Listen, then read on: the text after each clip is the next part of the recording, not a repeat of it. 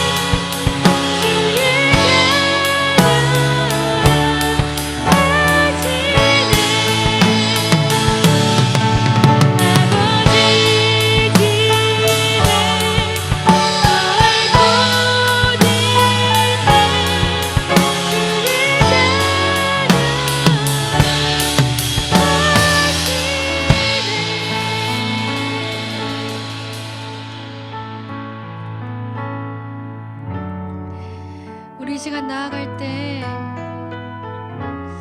아무 조건 없이, 아무 이유 없이 우리를 사랑하셔서 그 사랑 때문에 우리를 구원하신, 그리고 저 천국 저 본향에 영원한 집을 예비하신 그 하나님의 은혜를 좀 생각하며 나아갔으면 좋겠습니다.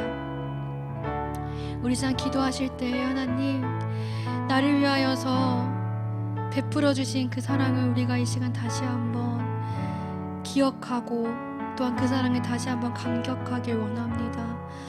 한순간도 나를 떠난 적이 없고 한순간도 나를 외면하지 않으셨던, 언제나 나와 함께 하셨던 그 하나님의 은혜가 이번 한 주간도 우리를 지키셨고 오늘 여기까지 우리를 인도하신 줄을 믿습니다. 하나님, 예배 가운데 우리가 기도하며 나아가오니 그 하나님 아버지의 사랑이 하나님 오늘 우리의 심령을 새롭게 하여 주시옵소서. 하나님, 주님은 생명의 말씀이신 하나님이신 줄을 믿습니다. 우리가 이 말씀 가운데로 나아갈 때 그 하나님을 사모하며 나아가오니 말씀 가운데 생명의 하나님 만나게 하시고 그 생명의 하나님이신 그 말씀이 우리 가운데 선포되어질 때 우리의 심령이 하나님 새로워지고 하나님 다시 살아날 수 있는 아버지 귀한 시간 되게 하여 주시옵소서. 이를 위해 다니엘 세우신 우리 천주찬 목사님의 입술 가운데 성령의 두루마기를 입혀주셔서 그 말씀을 듣고 우리 삶 가운데 30배, 60배, 100배 하나님 성령의 열매를 맺으며 살아갈 수 있는 우리 모두가 되어지게 하여 주시옵소서. 우리 시간 주님의 이름 한번 부르시기 기도하도록 하시겠습니다. 주여, 하나님 아버지, 이 시간 주님의 은혜를 사모하며 나아갑니다.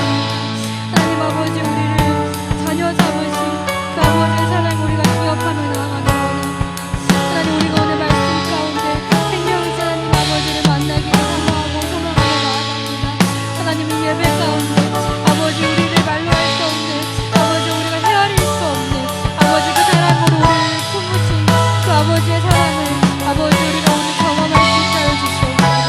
아버지, 말씀 가운데 아버지 살아계신 생명의 주님 우리가 만나고 우리의 영혼을 소생케 되어 주시게 하여 주시옵소서. 우리 위에 다니엘 세우신 아버지 천주찬 목사님의 입술 가운데 성령의 두루마기를 입혀주시옵소서. 우리의 삶이 주님의 말씀으로 변할 수 있기를 소망합니다. 아버지, 그 말씀을 우리는 사모하오니 우리 힘써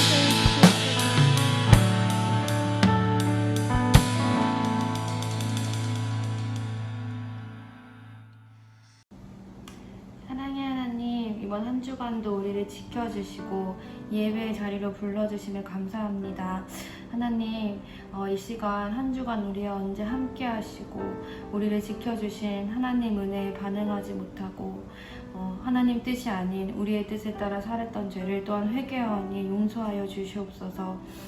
이 시간 예수님의 보혈로 우리의 죄를 정결케 하셔서 오늘 예배 가운데 하나님을 깊이 만나고 우리의 삶의 우선순위가 바로 세워질 수 있는 은혜를 허락하여 주시옵소서. 하나님, 코로나가 장기화되면서 함께 모여 예배드리는 것에 어려움이 많은 시기를 살아가는 우리 고등부 친구들을 긍휼히 여겨 주시옵소서. 하나님, 우리 아이들의 매일의 삶 가운데 하나님의 은혜를 더욱 부어주시기를 간구합니다. 주님, 우리가 이때 말씀과 기도 그리고 예배 가운데 나아가기를 더욱 힘쓰며 삶의 자리에서 하나님 자녀로서의 정체성을 더욱 확고히 할 수 있기를 원합니다. 하나님, 그리하여서 우리가 삶의 터전에서 예수님의 사랑을 전하며 살아가는 자들 다 되어질 수 있도록 하나님 은혜를 베풀어 주시옵소서. 주님 또한 간구하오니 우리 모두가 한자리에 모여 주님을 예배하는 날에 속히 오기를 마음 모아 고대하며 간구하는 심령을 주님 우리에게 부어주시옵소서. 하나님, 우리 고등부를 위해 단위에 세워주신 천주찬 목사님을 위해 기도합니다. 언제나 영육간의 강건함과 성령의 충만함을 허락하여 주시고 예배하시는 주님의 은혜를 항상 누릴 수 있는 목사님 되게 하여 주시옵소서. 목사님의 가정을 지켜주시며 하나님 기뻐하시는 열매를 많이 맺을 수 있는 목사님 될 수 있도록 주님 복의 복을 더하여 주시옵소서. 주님, 이제 말씀을 듣기 원합니다. 오늘 천주찬 목사님 말씀 전해주실 때 그 입술에 성령의 두루마기를 입혀주시고 모든 예배자들의 마음이 옥토밭이 되게 하여 주셔서 생명의 말씀인 주님의 말씀이 선포되어질 때 모든 예배자들의 심령이 변화받고 삶의 열매가 맺혀질 수 있는 귀한 시간 되게 하여 주시옵소서. 언제나 우리 함께 하시며 선하신 길로 인도하시는 예수 그리스도 이름으로 기도합니다. 아멘. 네, 오늘 하나님께서 우리에게 주시는 말씀은 사사기 6장 11절부터 16절까지, 사사기 6장 11절부터 16절까지의 말씀을 한 목소리로 읽겠습니다. 여호와의 사자가 아비에셀 사람 요아스에게 속한 오브라에 이르러 상수리 나무 아래에 앉으니라. 마침 요아스의 아들 기드온이 미디안 사람에게 알리지 아니하려 하여 밀을 포도주 틀에서 타작하더니 여호와의 사자가 기드온에게 나타나 이르되 큰 용사여 여호와께서 너와 함께 계시도다 하매 기드온이 그에게 대답하되 오 나의 주여 여호와께서 우리와 함께 계시면 어찌하여 이 모든 일이 우리에게 일어났나이까. 또 우리 조상들이 일찍이 우리에게 이르기를 여호와께서 우리를 애굽에서 올라오게 하신 것이 아니냐 한 그 모든 이적이 어디 있나이까.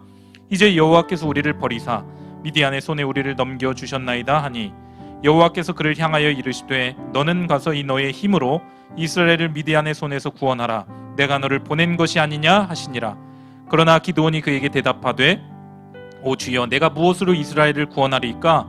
보소서 나의 집은 므낫세 중에 극히 약하고 나는 내 아버지 집에서 가장 작은 자니이다 하니 여호와께서 그에게 이르시되 내가 반드시 너와 함께하리니 내가 미디안 사람 치기를 한 사람을 치듯 하리라 하시니라. 아멘. 네, 반갑습니다. 오늘 약해도 쓰임받을 수 있습니다 라는 제목으로 하나님의 말씀을 우리 함께 살펴보기를 원합니다. 여러분, 우리가 예수를 믿고 거듭나서 필연적으로 따라오는 그런 한 가지의 열망, 소망이 있습니다. 그건 바로 하나님의 영광을 위하여 쓰임받고 싶다, 복음을 위하여 쓰임받고 싶다라고 하는 그런 작은 소망이 우리 가운데 생기기 시작해요. 사람 살리는 일과 또 교회와 하나님의 나라 확장하는 일에 내가 작은 보탬이나마 되고 싶다라고 하는 그 비전이 우리에게 생기는 것이죠. 그런데 우리는 흔히 이렇게 생각합니다. 하나님께 쓰임받고 하나님의 손에 붙들림 바 된 사람은 뭔가 비범하고 남다른 뭔가가 있을 것이다. 특출난 재능과 능력이 있을 것이다 라고 우리가 그렇게 생각을 합니다. 탁월한 사람만 하나님의 손에 붙들려서 쓰임을 받는다라고 우리가 그렇게 생각을 하는데요. 여러분, 성경은 결코 그렇게 말하지 않습니다. 우리와 똑같거나 때로는 우리보다 더 볼품없고 또 연약한 사람들이 하나님의 손에 붙들려서 쓰임을 받게 되는 것을 우리는 보게 되는 것이죠. 여러분, 예수님의 12제자를 한번 생각해 보세요. 베드로와 안드레, 야고보, 요한, 빌립과 바돌로메, 도마와 마테, 알페오의 아들 된 야곱, 시몬과 다데오, 가룟, 유다, 이 12명의 제자를 보면 여러분, 탁월한 사람이 없습니다. 특별히 더 관리가 필요했던 사람을 예수님은 그저 부르신 것입니다. 여러분, 저런 사람들도 복음을 위해 쓰임 받을 수 있구나를 깨닫게 해주시려고 굉장히 평범하고 또는 정말 모자랄 보이는 그런 사람을 예수님이 제자로 선택하셨다라는 것이죠. 그래서 여러분, 항상 이렇게 생각하면 안 돼요. 나는 공부를 못해서, 나는 실력이 없어서, 우리 집이 가난해서 나는 하나님 앞에 쓰임받지 못할 것이다 라는 생각을 절대 여러분 가져서는 안 됩니다. 특별히 이 고등학생 시기에는 더더욱 그런 낮은 자존감을 가지고 그런 생각을 하시면 안 됩니다. 여러분, 사사기에서도요, 사사기는 재판관이라는 뜻을 갖고 있습니다. 왕정시대 전에 이 하나님께서 재판관이라고 하는 사사를 두어서 이 나라를 통치해 나가셨는데, 이 총 12명의 사사를 보면 결격 사유가 굉장히 많습니다. 탁월한 사람이 사사가 되는 것이 아니라 조금 모자라고 부족하고 결격 사유가 있는 사람을 하나님이 부르시는 것을 우리는 봅니다. 여러분, 에훗이라고 하는 사사를 보면요, 왼손잡이였어요. 여러분, 그가 왼손잡이였던 이유는 히브리어로 보면 오른손에 장애가 있었기 때문에 왼손을 사용했던 사람입니다. 그러니까 하나님이 부르신 사사, 선택한 사사는 장애를 가지고 있었음에도 불구하고 하나님께서 부르셨다, 이걸 알 수 있는 것이죠. 삼갈이라고 하는 사사도 있었어요. 삼갈은 목동이었습니다. 그런데 하나님의 손에 붙들림 바 되었을 때에 소 모는 막대기로 600명의 원수들을 물리쳐서 이깁니다. 그리고 오늘 살펴보기를 원하는 기드온이라고 하는 사사도 있는데요. 이 기드온은 특징이 있어요. 우리처럼 매우 소심합니다. 그리고 연약합니다. 이 입다라고 하는 사사도 있는데 이 입다는 출신이 창기의 아들이었습니다. 하나님께서 출신, 배경, 능력, 성별 이런 거 따지지 않고 하나님이 쓰시고자 하는 사람을 선택해서 쓰신다라고 하는 것을 우리는 사사기를 통해서 볼 수 있는 것입니다.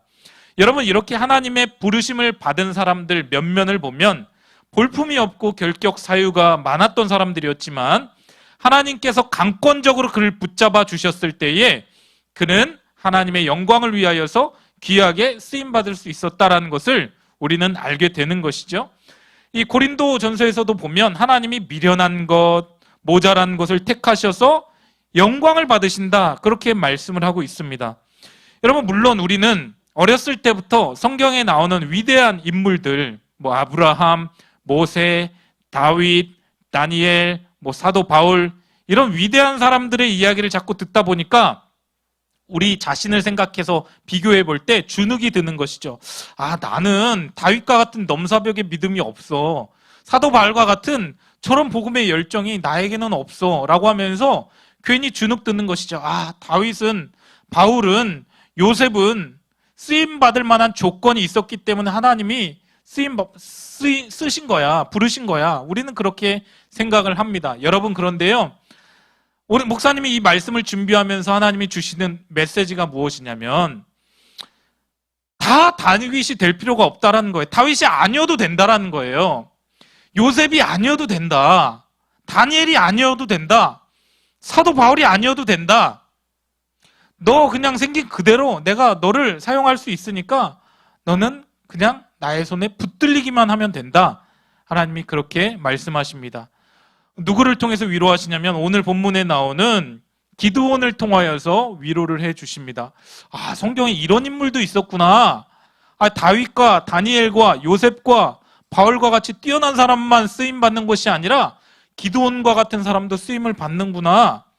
그는 우리와 수준이 너무 비슷한 사람이었습니다. 객관적으로 볼 때 그에게는 한 민족을 구할 만한 자질이 별로 없어요.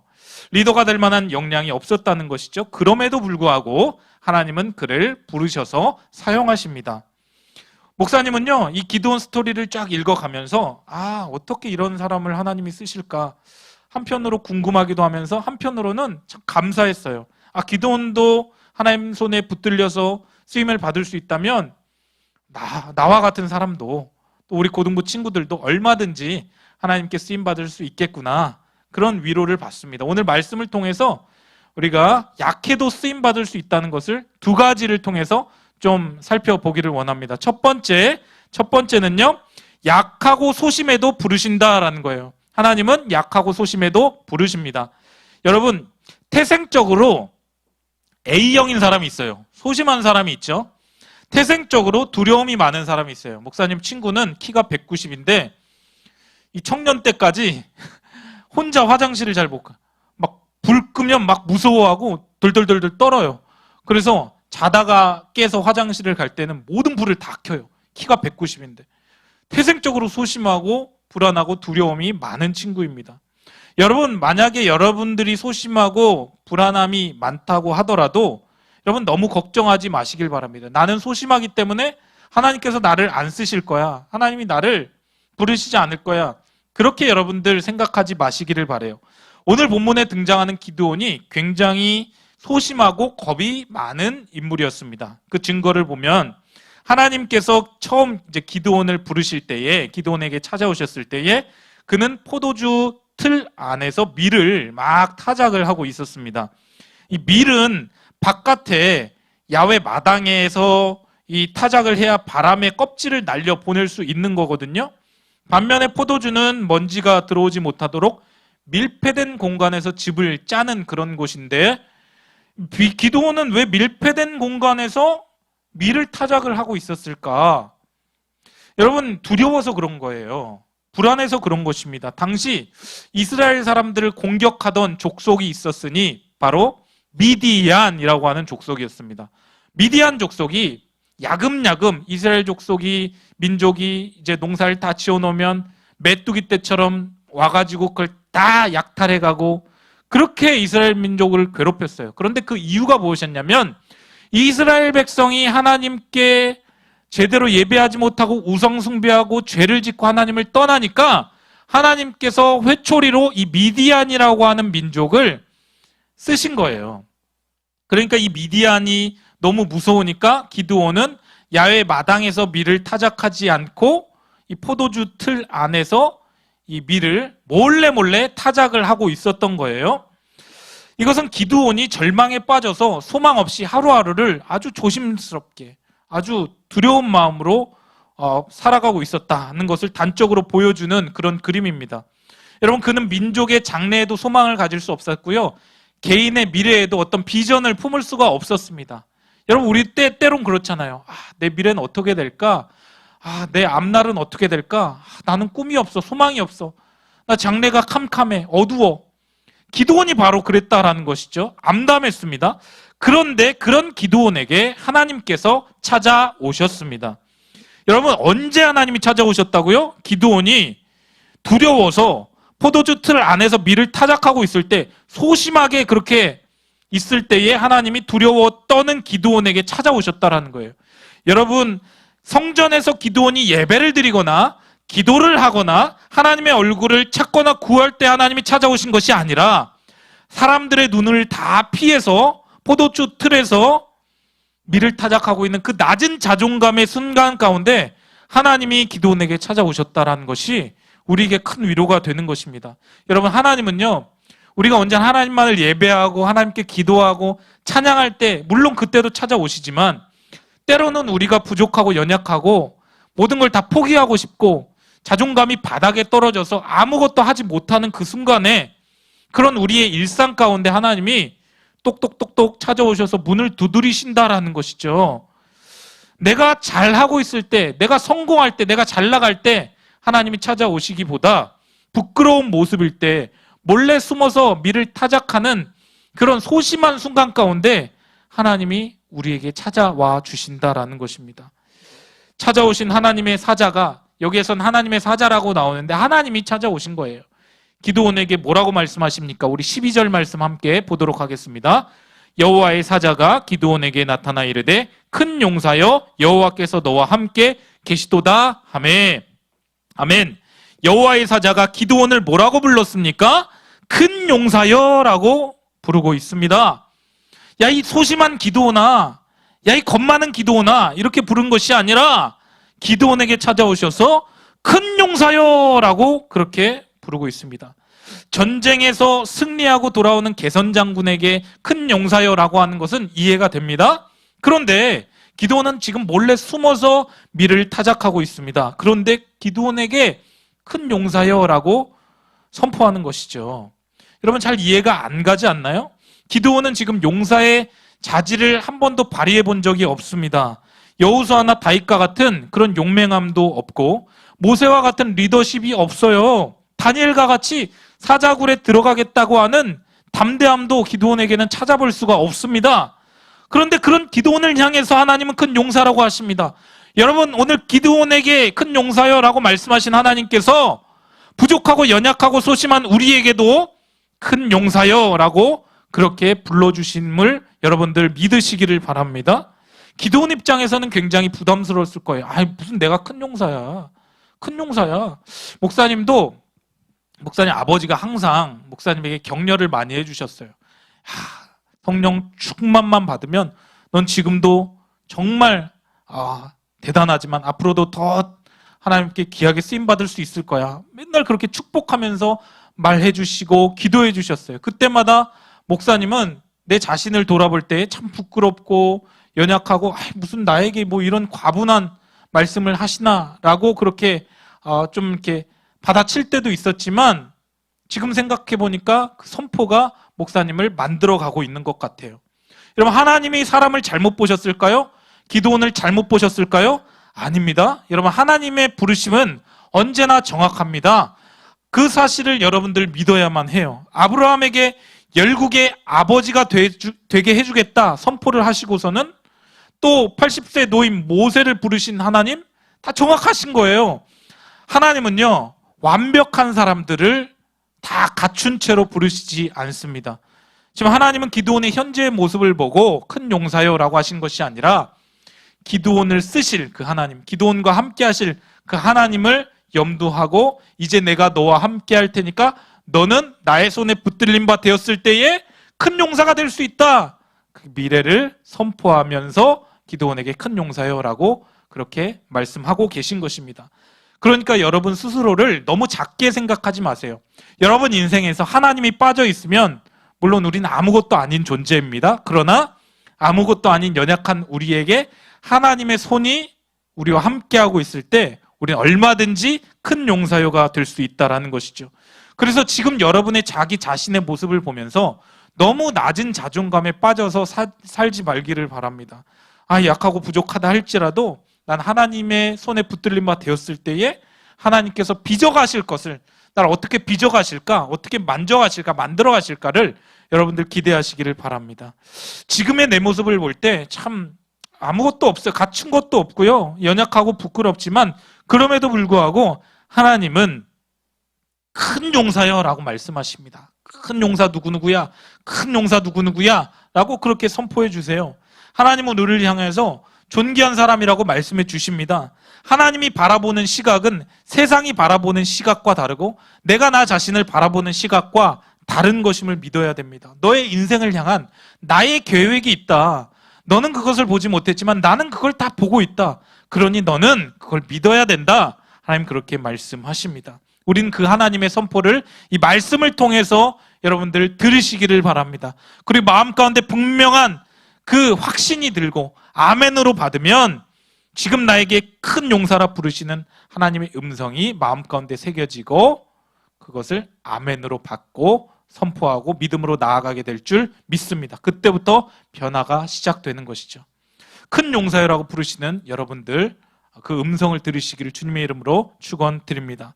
여러분 두 번째는요, 우리가 약해도 쓰임받을 수 있는데 그 두 번째는 부르심의 목적이 무엇이냐를 생각했을 때 부르심의 목적은 사명입니다. 사명. 부르심의 목적은 사명. 하나님께서 우리를 부르실 때에 두 가지의 부르심이 있어요. 하나는 우리를 이 죄된 어둠의 세상에서 이 불러내어서 하나님의 백성이 되게 하는 구원으로의 부르심입니다. 또 다른 부르심은 하나님의 뜻을 이루라는 사명으로의 부르심입니다. 자, 첫 번째는 구원으로의 부르심, 두 번째는 사명으로의 부르심. 여러분들 우리는 구원으로의 부르심을 받았죠? 자, 그럼 두 번째 사명으로의 부르심을 받았나요? 물론 다 받은 것이죠. 구원으로 부름받은 사람은 사명으로 보냄을 받는 것입니다. 지금 기도는 하나님으로부터 사명으로의 부르심을 받습니다. 아니면 보내심을 받습니다. 기도원이 여호와의 사자의 말씀을 들었을 때 어이가 없었을 거예요. 뭔 내가 큰 용사야. 그런데 그 다음에 뭐라고 말씀하셨어요? 12절 말씀을 보니까 여호와께서 너와 함께 계시도다 라고 했습니다. 큰 용사여 여호와께서 너와 함께 계시도다 라고 말씀을 합니다. 너와 함께 하신다, 나와 여호와께서 함께 하신다라는 선포를 받은 기드온이 다음과 같은 이야기를 하죠. 13절 말씀을 우리 함께 읽어보도록 하겠습니다. 시작. 기드온이 그에게 대답하되 오 나의 주여 여호와께서 우리와 함께 계시면 어찌하여 이 모든 일이 우리에게 일어났나이까? 또 우리 조상들이 일찍이 우리에게 이르기를 여호와께서 우리를 애굽에서 올라오게 하신 것이 아니냐 한 그 모든 이적이 어디 있나이까? 이제 여호와께서 우리를 버리사 미디안의 손에 우리를 넘겨주셨나이다 하니, 기드온이 가지고 있던 궁금함을 지금 펼쳐놓고 있습니다. 하나님이 지금 나와 함께 하신다면서 그러면 왜 우리 민족이 이 고통 가운데 있습니까? 하나님이 나와 함께 하신다면서 왜 나는 이것밖에 안 됩니까? 왜 지금 미디안은 우리를 못 잡아먹어서 안달입니까? 하나님 우리 버리신 거 아닙니까? 그러면서 무슨 여호와 나와 함께 하신다고 그렇게 말씀하십니까? 기드온이 속에서 울분이 터져 나오는 것이죠. 기드온은 지금 잘못 생각하고 있어요. 자기들이 이렇게 비참하게 사는 이유가 하나님이 이스라엘 백성들을 버리셨기 때문에 우리가 이렇게 힘들게 살고 있다. 여러분 잘못 생각하는 것이죠. 그러나 하나님이 결코 이스라엘을 버리신 것이 아니라 그들이 가지고 있는 불신앙과 우상숭배 때문에 고통을 당하고 있는 것입니다. 우리도 이렇게 생각할 때가 있잖아요. 하나님 난 왜 이렇게 힘들까요? 우리 가족 왜 이렇게 힘들까요? 잘 들어가 보면 여러분 하나님이 우리를 책망하시려고 징계하시는 것이 아니라 우리 스스로가 하나님으로부터 멀리 떠나 있고 죄를 짓고 불신앙과 우상숭배 가운데 빠져 살면서 우리 스스로 모든 어려움들을 자초했으면서 모든 핑계와 그런 탓을 하나님께로 돌리고 있다는 것이죠. 지금 기드온이 자기가 부르심을 받았을 때 하나님께 탓을 하는 거예요. 하나님, 우리와 함께 하신다면서 어떻게 이렇게 어려움 가운데 우리를 내버려 두실 수 있습니까? 그러자 여러분, 기드온의 이런 질문에 대한 여호와 사자의 반응이 어떨까요? 14절 말씀을 볼까요? 14절. 여호와께서 그를 향하여 이르시되 너는 가서 이 너의 힘으로 이스라엘을 미디안의 손에서 구원하라. 내가 너를 보낸 것이 아니냐 하시니라. 아멘.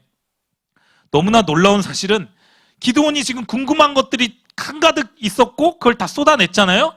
하나님이 함께 하신다면서 왜 이렇게 어렵고 힘들고 이 미디안이 우리를 괴롭힙니까? 여전합니까?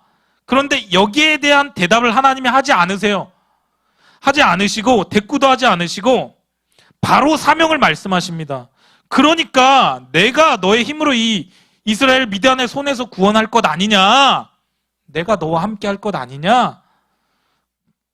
지금 하나님께서 기드온에게 그렇게 말씀하십니다. 여러분, 여기에서 말하는 너의 힘은 기드온이 태생적으로 가지고 있는 그런 힘이 아니라 원어적으로 보면 하나님께서 기드온에게 부어주시는 힘을 말하는 것입니다. 너는 이제 가서 내가 너에게 주는 힘으로 이스라엘을 미디안의 손에서 구원해 내면 될 거 아니냐? 미션을 주시는 것이죠. 그러자 기드온이 뭐라고 답을 합니까? 15절 말씀. 그러나 기드온이 그에게 대답하되 오 주여, 내가 무엇으로 이스라엘을 구원하리까? 보소서, 나의 집은 므낫세 중에 극히 약하고 나는 내 아버지 집에서 가장 작은 자니이다 하니. 기드온은 당연히 하나님께 저는 그런 일 할 수 없어요. 왜냐하면 우리 지파 보세요. 우리 가문 보세요. 우리 가문 12지파 중에 가장 작은 지파가 우리 므낫세 지파 아닙니까? 그 므낫세 지파 중에서도 우리 가문, 우리 가족은 변변치 않아요. 뭐 능력도 없고요. 뭐 돈도 없고요. 뭐 아무도 주목하지 않는 그런 가문인데, 평범한 가정인데 제가 무슨 이스라엘을 어떻게 구원합니까? 그런데 하나님께서 기드온에게 또 뭐라고 말씀을 하시나요? 16절 말씀을 보면 여호와께서 그에게 이르시되 내가 반드시 너와 함께 하리니 내가 미디안 사람 치기를 한 사람을 치듯 하리라 라고 말씀을 하십니다. 내가 너와 함께해서 메뚜기 떼처럼 많은 그 미디안을 한 사람 치듯 하게 해주겠다 약속을 해주십니다. 하나님이 약속해 주실 때 그것을 믿음으로 취해야 돼요. 받아야 돼요. 지금 내 눈에 보이지 않더라도 그것을 믿음으로 취하고 받는 것이 중요합니다. 하나님의 능력이 나와 함께하면 되는구나를 믿고 선포하고 나아가면 되는 것입니다. 자꾸 내 상황, 내 어떤 능력 그것만을 생각하면서 거부하지 말고 하나님이 보내실 때에 이유가 있어요. 내 힘으로 스스로 싸우라고 보내시지 않습니다. 하나님이 주신 힘을 힘입어 가라고 그렇게 말씀을 하고 계시는 것이죠. 하나님께서는 미디안 사람들과의 그 싸움을 너가 이기거나 지거나 하는 건 너의 일이 아니야, 기드온아. 그냥 내가 너와 함께 할 테니까 너는 순종만 하면 된다. 이렇게 말씀을 하십니다. 여러분, 하나님이 이렇게 우리 각자에게도 사명을 주십니다. 그리고 그 사명을 주실 때는 능력도 함께 해 주십니다. 여러분, 그러면 하나님께서 함께 하신다고 내가 아무것도 하지 않고 가만히 있기만 하면 될까요? 하나님이 알아서 하실 거니까 나는 가만히 있으면 될까? 절대로 그렇지 않습니다. 아무리 하나님께서 하라고 하시는 일이며 아무리 하나님께서 함께 하신다고 할지라도 우리는 사력을 다하고 최선을 다해야 합니다. 하나님이 우리를 부르셨고 하나님이 우리를 사용하실 것이지만 우리는 우리가 가지고 있는 그 시간 안에서 최선을 다해야 합니다. 그게 바로 하나님의 사람이요 사명을 받은 사람의 마땅히 해야 할 자세입니다. 여러분, 그렇다면 내 힘으로 싸우는 것과 하나님이 함께 해주셔서 싸우는 것과의 차이가 무엇일까요? 하나님이 함께 하신 일은 소망이 있습니다. 이미 딱 결과가 나온 거예요. 끝이 좋은 거예요. 마치 이미 답을 알고 문제를 푸는 것과 같습니다. 이미 답은 나와 있기 때문에 내가 그 과정이 조금 힘들더라도 잘 견디기만 하면 되는 것이죠. 사랑하는 여러분, 우리 기독교 역사 속에 사명을 감당했던 사람은요, 이 다 기드온처럼 하나님의 부르심에 반응을 했던 사람입니다. 나는 못해요. 안 돼요. 여러분, 지금도요, 하나님께서 여러분 한 사람 한 사람을 부르시고 구원으로 부르셨고 사명으로 부르십니다. 하나님이 너와 함께하고 있다, 너에게 능력을 주겠다 말씀하시면 아멘으로 여러분들이 취해야 합니다. 내 성격과 내 실력을 뛰어넘어서 믿음으로 순종으로 반응을 할 때에 하나님께서 그 한 사람 한 사람을 사용하신다는 것을 여러분들 믿으시기를 바랍니다. 여러분, 세상은요 갈수록 어두워져 가고 있습니다. 이 기드온과 같이 연약하고 부족하지만 하나님이 지금도 우리 한 사람 한 사람을 부르실 때, 주님 저 여기 있습니다, 저를 사용하여 주시옵소서, 제 작은 능력과 재능과 달란트일지라도 제 하나님 앞에 쓰임받기를 원합니다. 하나님 함께하고 계시기 때문에 저는 넉넉히 이길 수 있습니다. 이런 마음 자세를 가지고 나아가는 사람을 하나님이 찾고 계십니다. 여러분, 조금 겁이 많고 소심하고 또 두려움이 많더라도 괜찮습니다. 다 다윗이 될 필요 없습니다. 다 요셉이 될 필요 없습니다. 다 다니엘이 될 필요 없습니다. 하나님은 우리 생긴 그대로를 다 각자 빚어가시고 그렇게 사용하십니다. 능력이 부족해도 괜찮습니다. 하나님의 부르심에는 결코 실수가 없고 후회가 없음을 믿으시기를 바라요. 말씀대로 순종하기만 하면 하나님 연약한 나를 통해서도 하나님의 놀라운 일을 행할 것임을 여러분들 믿으시기를 바랍니다. 여러분, 오늘 말씀을 보면 기드온 입장에서 어떤 위대함이나 신실함은 별로 보이지 않습니다. 그렇지만 그럼에도 불구하고 하나님은 소심한 그를 찾아오셔서 그에게 말씀하시고 그를 설득하시고 그를 사용하시겠다, 그렇게 약속해 주십니다. 하나님은요 오늘도 지금 이 순간에도 우리에게 찾아오십니다. 이 말씀을 듣는 우리 한 사람 한 사람에게 찾아오셔서 말씀해 주셔요. 누구누구야, 너 자신을 보면 부끄럽지? 좀 연약한 것 같지? 너무 걱정하지 마. 내가 너와 함께하고 있다? 이번에 9월 수능 모의고사 조금 어려웠니? 결과가 좀 안 좋았니? 괜찮다. 내가 너와 함께하고 있어. 끝이 좋은 거야.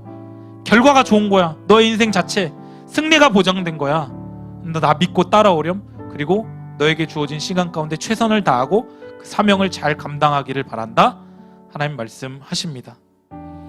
여러분, 믿음으로 하나님의 음성을 듣고 부르심에 믿음으로 반응하시기를 바라요. 변화도 없는 것 같고 하나님의 정말 능력도 못 받고 제자리 걸음이 되려면 부르심에 반응하지 않으면 돼요. 그런데 여러분이 변화를 경험하고 싶고 또 하나님의 능력을 경험하고 싶다면 이렇게 말씀하실 때에, 하나님 저도 약하고 부족해도 쓰임받기를 원합니다, 저를 사용하여 주시옵소서, 여러분 그렇게 기도해 보시기를 바라요. 나는 부족하고 연약하지만 나 자신을 바라보지 말고 나와 함께하고 계시는 그 하나님을 바라보며 나아갈 때에 연약하고 부족한 나를 통해서 하나님께서 하나님의 놀라운 일을 행해 주실 줄 믿습니다. 부르신 이유는 무엇이라고요? 사명 때문에 부르셨다라는 거예요.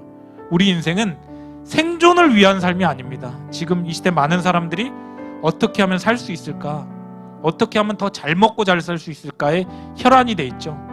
그런데 우리 하나님의 부르심을 받은 사람은 단순히 밥 3끼 먹기 위한 생존을 위한 삶이 아니라 먼저 그의 나라와 그의 의를 구하는 사명을 위한 부르심을 받은 것임을 기억하고, 내가 어떤 곳에서 어느 자리에 있든지 어느 순간에도 하나님을 기쁘시게 하는 자가 되겠다라고 하는 그 마음으로 여러분들이 하루하루를 살아갈 때 그것이 바로 하나님의 사명을 감당하는 그런 삶인 줄 믿습니다.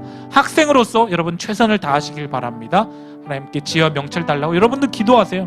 하나님 여러분들을 빚어가시고 여러분들을 사용하시고 좋은 또 성과를 내게 해주실 줄 믿습니다. 큰 용사여 여호와께서 너와 함께 계시도다 라고 말씀하시는 그 주님의 음성을 다 듣는 우리 고등부 친구들 될 수 있기를 주님의 이름으로 간절히 축원드립니다. 하나님 아버지, 은혜를 감사합니다. 소심하고 연약하고 부족했던 기드온을 부르신 하나님, 오늘 우리 고등부 친구들 한 사람 한 사람을 주님께서 불러주신 줄 믿습니다.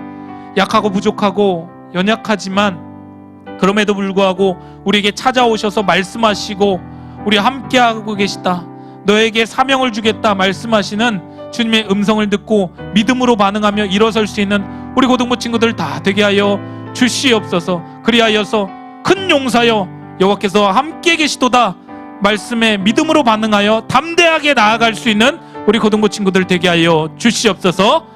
이제는 우리 주 예수 그리스도의 크신 은혜와 하나님 아버지 무한하신 사랑과 성령님의 교통하심이 큰 용사여 여호와께서 함께 계시도다 말씀하신 그 주님의 음성을 듣고 믿음으로 반응하며 나아가기를 원하는 사랑하는 우리 고등부 친구들 한 사람 한 사람 머리 위에 이들의 장래와 진학과 진로 위에 이제로부터 영원까지 함께 있을지어다. 아멘.